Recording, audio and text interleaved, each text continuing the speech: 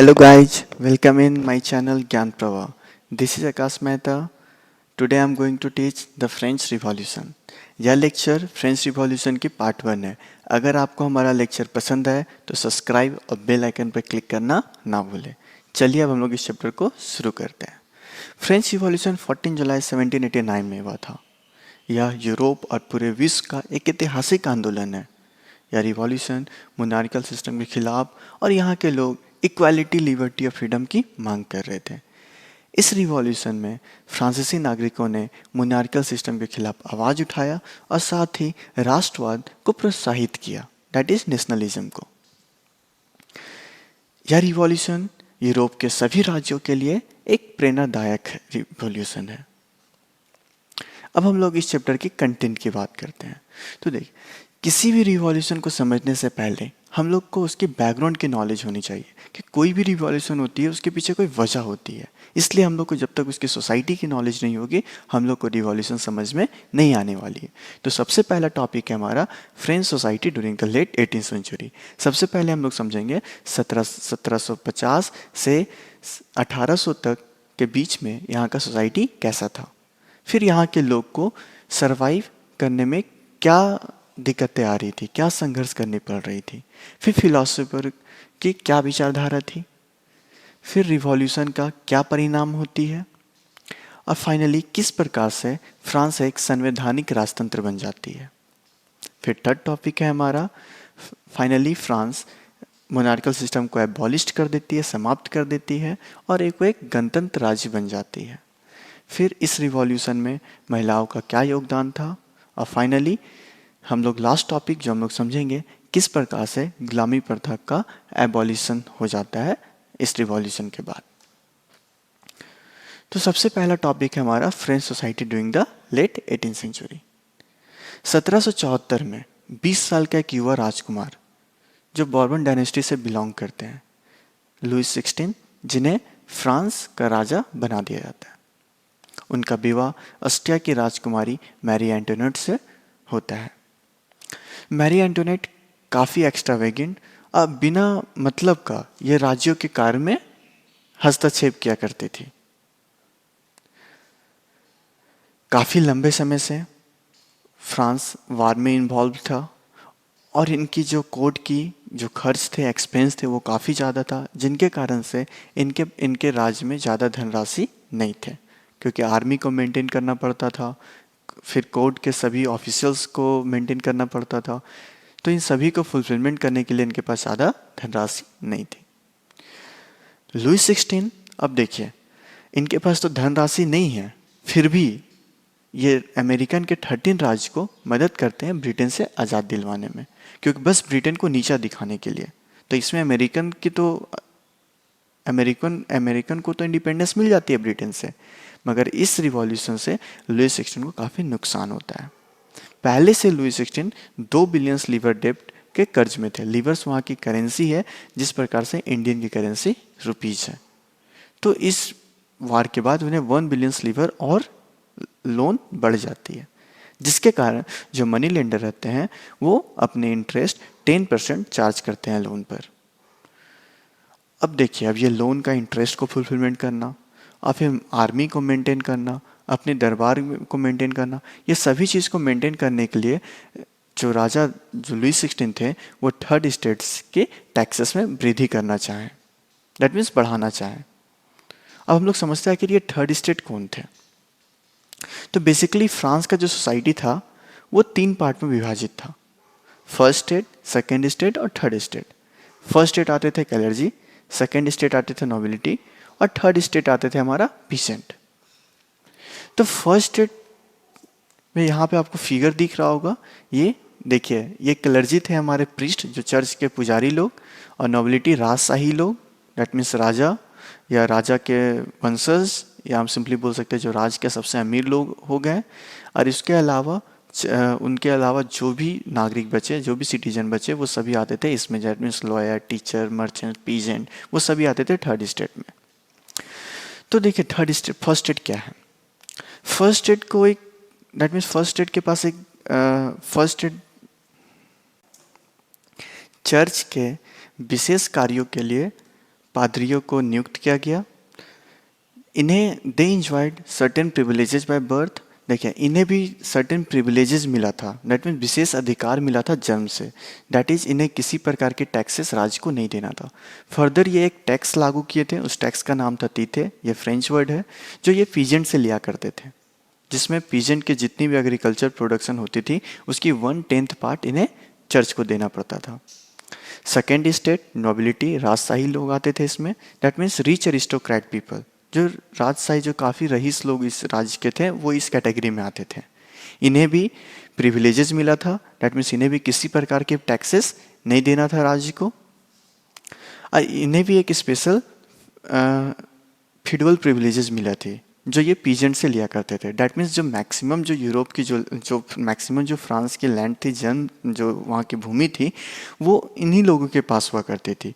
तो ये अपने लैंड ये पीजेंट को दिया करते थे एग्रीकल्चर प्रोडक्शन के लिए, और उनसे इसके बदले में वो टैक्सेस लिया करते थे।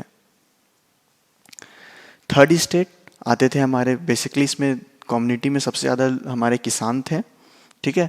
तो इसमें rest of the population, that means कैलर्जी और कैलर्जी और एरिस्टोक्रेट पीपल के अलावा जितने लोग इस राज्य में आ गए सभी इस कैटेगरी में आते थे, जैसे businessman, merchants, court official, lawyer, peasant, artisan, landless labour etcetera. इन्हें किसी प्रकार की भी प्रिविलेजेस नहीं मिला था, इन्हें डायरेक्ट टैक्सेस देना पड़ता था राज्य को, उस टैक्स का नाम है टाइल, ये भी एक फ्रेंच वर्ड है। और पीजेंट जो है हमारे 90% हैं पॉपुलेशन इस फ्रांस में। और बेसिकली अगर इनकम की बात करें तो जो फर्स्ट स्टेट और सेकेंड स्टेट के पास 90% इकोनॉमिक इन लोग के पास थी, और मात्र 10% इकोनॉमी हमारी थर्ड स्टेट के पास थे। फिर भी टैक्सेस केवल थर्ड स्टेट के मेंबर को देना पड़ता था, फर्स्ट और सेकेंड स्टेट के मेंबर टैक्सेस नहीं दिया करते थे राज्य को। और हम लोग ये देखिए फर्स्ट और सेकेंड स्टेट भी टैक्सेस है सो वो लेते थे थर्ड स्टेट से। तो ये जो भेदभाव थी, जो जहाँ पे समानताएं नहीं थी, जहाँ पे इक्वालिटी नहीं थी, तो एक ना एक दिन तो ये रिवॉल्यूशन होना ही था। क्योंकि कोई भी रिवॉल्यूशन होती है तो उसकी बुनियाद काफ़ी पहले से उसके बीज बोई जाती है, सडनली कोई रिवॉल्यूशन नहीं होती है। अब देखिए कि हम लोग किस प्रकार से लुई 16 टैक्सेस वृद्धि करना चाहते थे, तो वो टैक्सेस अगर वो इंक्रीज करते तो थर्ड स्टेट को ही पे करना पड़ता। इसलिए ऐसा उनका विचार आया, तो जब ये लोग को जब थर्ड स्टेट के मेयर को पता चलेगा तो एक बड़ा युद्ध तो होगा ही, वार तो होगा ही। चलिए अब हम लोग समझेंगे किस प्रकार से थर्ड स्टेट के मेंबर को या फ्रांस के नागरिक को संघर्ष करना पड़ रहा था जीने के लिए। 1715 से 1789 में फ्रांस का पॉपुलेशन की तेजी से वृद्धि होती है, जिससे जो फूड ग्रेन थी वहाँ की उसकी प्राइसेस बढ़ जाती है। अब देखिए प्रोडक्शन कम है, डिमांड ज़्यादा है, तो प्राइस तो बढ़ेगी ही। मगर कंटिन्यूसली प्राइसेस तो बढ़ रही थी, मगर वर्कर की जो इनकम है उसमें कोई वृद्धि नहीं हो रही थी, तो ये तो गलत था। सिचुएशन और भी दयनीय हो जाती है जब वहाँ के क्लाइमेटिक कंडीशन खराब होने के कारण वहाँ के फसल ठीक से नहीं हो पाते हैं, जिससे पूरे फ्रांस में सब्सिस्टेंस क्राइसिस आ जाती है। सब्सिस्टेंस क्राइसिस मीन्स हम बोल सकते हैं जो बेसिक इसेंशियल चीज़ है, जो हमें लाइवलीहुड के लिए ज़रूरत है, वो भी फुलफिलमेंट नहीं हो पा रही है, फ्रांस के नागरिक को नहीं मिल रही है। सोचिए इससे दयनीय स्थिति क्या हो सकती है। सपोज दैट हमें फूड ग्रेन नहीं मिल रही है, हमें रहने को घर नहीं मिल रहा है, या जो भी बेसिक रिक्वायरमेंट है हमें वो फुलफिलमेंट नहीं हो पा रही थी फ्रांस में। अब देखिए हम लोग समझेंगे इमर्जेंस ऑफ मिडिल क्लास, किस प्रकार से एक नया आधुनिक वर्ग का उदय होता है। 18वीं शताब्दी में एक नया सामाजिक वर्ग सामने आता है जिसको हम लोग मिडिल क्लास के नाम से जानते हैं। ये रिच बने ट्रेड करके, व्यापार करके और गुड्स की मैन्युफैक्चर करके, मतलब सामान को बनाकर। इनके अलावा इस ग्रुप में आते थे मर्चेंट और मैन्युफैक्चरर के अलावा लॉयर, एडमिनिस्ट्रेटिव ऑफिशियल्स, या जो एजुकेटेड हुआ करते, जो एजुकेटेड थे वो सभी इस वर्ग में आ रहे थे। क्योंकि और इनका क्या मानना था, ये इनका कहना था किसी भी सोसाइटी को प्रिविलेज नहीं मिलना चाहिए बाय बर्थ। दैट मीन्स अगर हम लोग इस राज्य के, अगर हम लोग फ्रांस के नागरिक हैं तो सभी को टैक्सेस दे, सभी का समान योगदान होना चाहिए। केवल टैक्सेस हम ही क्यों दें? हम लोग देखें कि ये जो इमर्जेंस ऑफ मिडिल क्लास था, ये तो मिडिल क्लास जो थे ये तो एजुकेटेड पर्सन थे, तो आखिर ये तो अपनी हक की तो बात करेंगे ही ना। और जो फिलोसफर थे John Locke, Jean Jacques Rousseau, Montesquieu, इनका भी मानना था कि अगर ये आंदोलन होने का जो प्रमुख रीजन है या प्रमुख कोई इस आंदोलन का कोई रिस्पॉन्सिबल है, वो मिडिल क्लास पीपल है। यही लोग हैं जो फ्रीडम, इक्वल लॉ और अपॉर्चुनिटीज की विचारधाराएं पूरे यूरोप में फैलाएं। दैट मीन्स कानून के सामने सब सामान्य हो, सभी को फ्रीडम मिले, सभी को आज़ादी मिले, सभी के पास अपॉर्चुनिटीज हो। अब नेक्स्ट टॉपिक है हमारा आइडियाज ऑफ फिलोसफर। यहाँ के फिलोसफर की क्या विचारधारा थे? जॉन लॉक, ये अपनी किताब Two Treatises of Government criticise करते हैं, निंदा करते हैं। दैट मीन्स मोनार्क के पास एब्सोल्यूट पावर नहीं होना चाहिए। एब्सोल्यूट पावर मीन्स वो मन चाहा जो चाहे वो नहीं कर सके।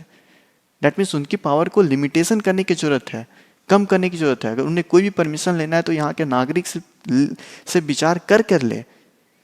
रूसो अपनी किताब द सोशल कॉन्ट्रैक्ट में लिखते हैं कि हमारे पास एक ऐसा सरकार होना चाहिए जिसमें यहाँ के पीपल और रिप्रेजेंटेटिव के बीच में एक कॉन्ट्रैक्ट होना चाहिए कि रिप्रेजेंटेटिव जो हमारी जनता है उनकी बातों को सुने और उनकी जो प्रॉब्लम, उनकी समस्याएं को वो फुलफिलमेंट करे।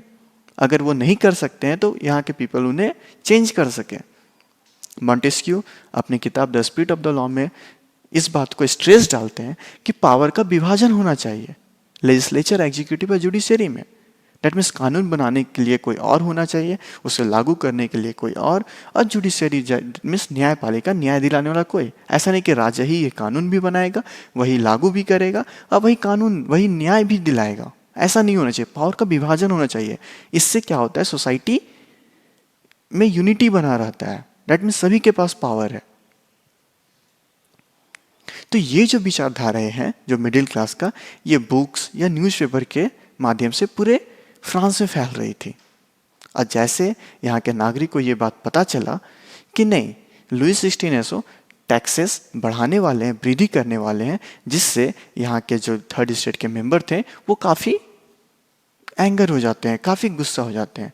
अब वो प्रोटेस्ट करना चाहते हैं जो प्रिविलेजेस मिलता है फर्स्ट स्टेट और सेकेंड स्टेट को। तो अब हम लोग समझेंगे नेक्स्ट वीडियो में कि इस रिवॉल्यूशन का परिणाम क्या हुआ, क्योंकि अब ये लोग तो एंगर हो ही गए थे। अब लुई 16 अब टैक्सेस बढ़ाना चाहेंगे तो ये लोग तो प्रोटेस्ट करेंगे ही उनके खिलाफ। तो चलिए हम लोग नेक्स्ट वीडियो को, आज का वीडियो हम लोग का यहीं समाप्त हुआ। अगर आपको हमारा वीडियो पसंद है तो सब्सक्राइब करना और बेल आइकन पर क्लिक करना ना भूलें। अगर आपको फ्रेंच रिवॉल्यूशन समझना है तो हमारी सारा पार्ट जरूर देखिएगा। यह लेक्चर 5 पार्ट में विभाजित है। धन्यवाद।